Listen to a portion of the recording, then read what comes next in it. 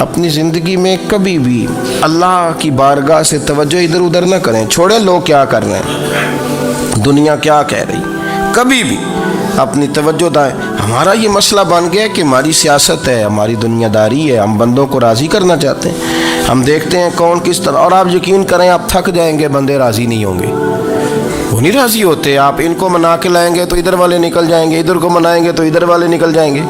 اس چکر سے باہر آئیں، اس رب کو راضی کریں جو فرماتا ہے ان الذین آمنوا وعملوا الصالحات سیجعل لهم الرحمن ودا۔ فرمایا تو ایمان لانے کے بعد نیک عمل کر، میں لوگوں کے دلوں میں تیری محبت پیدا کر دوں۔ رحمان لوگوں کے دلوں میں محبت ڈال دے گا، اللہ لوگوں کے دلوں میں۔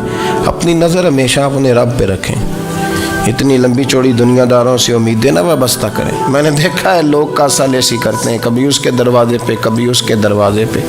ان چکروں سے باہر آئیں اور اپنے رب کی بارگاہ کی طرف توجہ کریں۔ استغفار شوق سے پڑھا کریں، اور اکیلے میں نا، اکیلے میں حضرت رئیس المتکلمین مولانا نقی علی خان صاحب رحمۃ اللہ نے لکھا ہے کہ فرعون 500 سال حکومت کر گیا، یا تو 5 سال کی حکومت کی پیر لڑکھڑاتے ہیں، 500 سال۔ فرماتے اصل وجہ یہ تھی کہ دنیا جب سو جاتی تھی نا تو اوپر چادر لے کے تو مصلے پہ بیٹھ جاتا تھا، اور ہاتھ باندھ کے کہتا تھا رب تو ہی ہے، میرا پردہ نہ کھولنا، مالک تو ہی ہے، کرم نوازی کرنا، میری پکڑ نہ کرنا۔ وہ بےمان ہو کے اگر 500 سال ہاتھ باندھے تو گزارا کر لیتا ہے، تو ایماندار ہے۔ پر مسئلہ یہ ہے کہ تو رات کو بکل مار کے ہاتھ نہیں نہ باندھتا، تو منت نہیں کرتا، تو استغفار نہیں کرتا۔ توبہ کریں تو بچے رہیں۔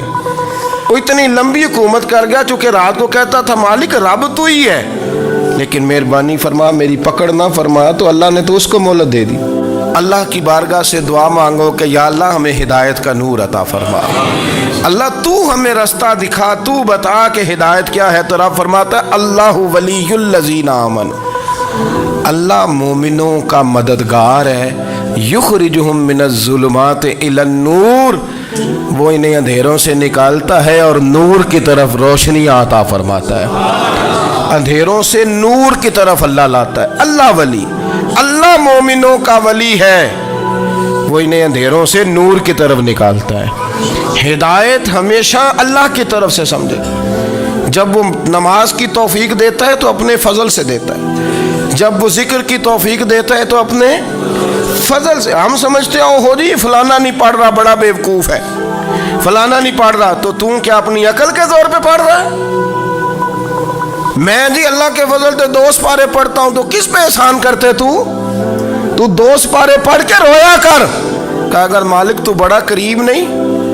بڑے لوگ ہیں جن کو پورا قرآن حفظ ہے پر انہیں پڑھنے کی توفیق نہیں، تو انہیں فضل کیا اور مجھے توفیق دے دی ہے پڑھنے کی۔ رویا کر، پڑھ کے رویا کر، راتی ساری کر زاری، وہ نیند اکھاں تھی توندے تے فجرے اوہی گناہگار کہاون سب تو نیوے ہوندے۔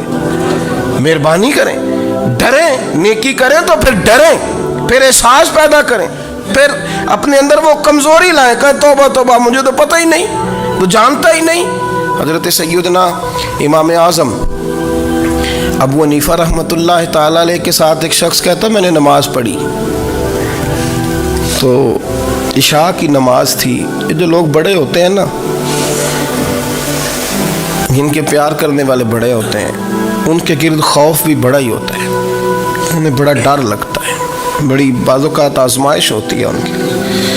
عشاء کی نماز کہتے پڑھی، تو امام صاحب نے نا عشاء کی نماز میں تلاوت کی آیتیں فَمَن يَعْمَلْ مِثْقَالَ ذَرَّةٍ خَيْرًا يَرَهُ وَمَن يَعْمَلْ مِثْقَالَ ذَرَّةٍ شَرًّا يَرَهُ۔ فرمایا جو ذرہ برابر خیر کرے گا وہ بھی قیامت میں دیکھے گا، اور جو ذرہ برابر شر کرے گا وہ بھی قیامت میں اس شر کو دیکھے گا، اس کے سامنے آئے گا۔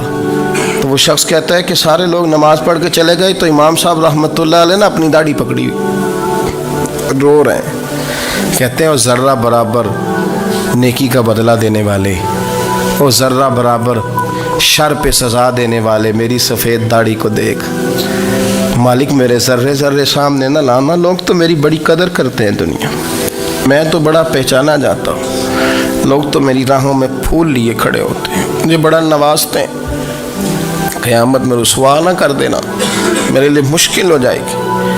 وہ کہتے ہیں میں نے امام صاحب کا درد دیکھا، مجھے کوئی کام تھا تو میں چلا گیا، میں نے کہا کہ وہ اس وقت اللہ کے حضور حاضر ہیں تو میں دوبارہ آؤں گا۔